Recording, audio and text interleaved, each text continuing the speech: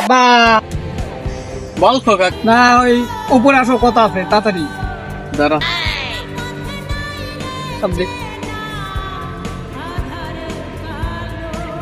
খোকা, বল ডাকলি কেন? ওই আব্বা ওই 1000 টাকা দাও তো, 100 গ্রাম হলুদ কিনবো।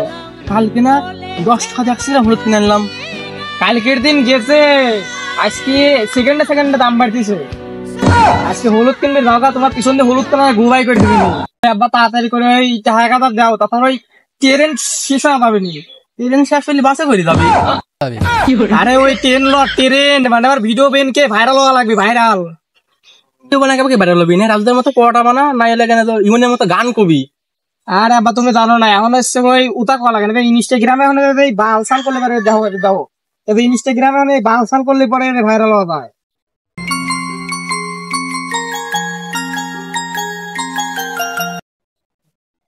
দিচ্ছি ধর, তুমি যাও।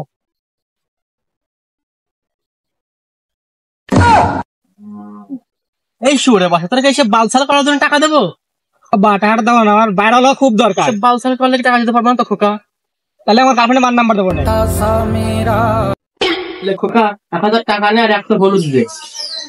ও চাচা 100 হলুদ দাম 2000 টাকা। 2000 টাকা? আমার ছেলেরা বললে 1000 টাকা। ও চাচা 1000 ছিল, ও ছেলে পেলে হলুদ নষ্ট করে ভিডিও বানাচ্ছে তো, তাই দাম বাড়ছে সেকেন্ডে। ও হ্যালো, ও আচ্ছা ঠিক আছে।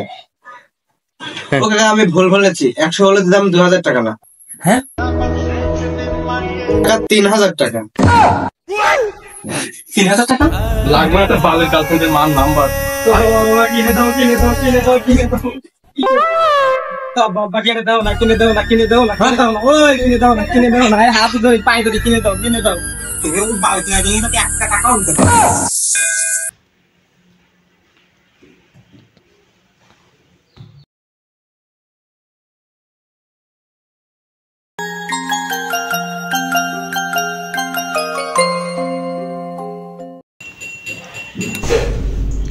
আমি পাগল জানলে ফোন করতেছি আর তুই ফোন নেনে কি করতেছিস?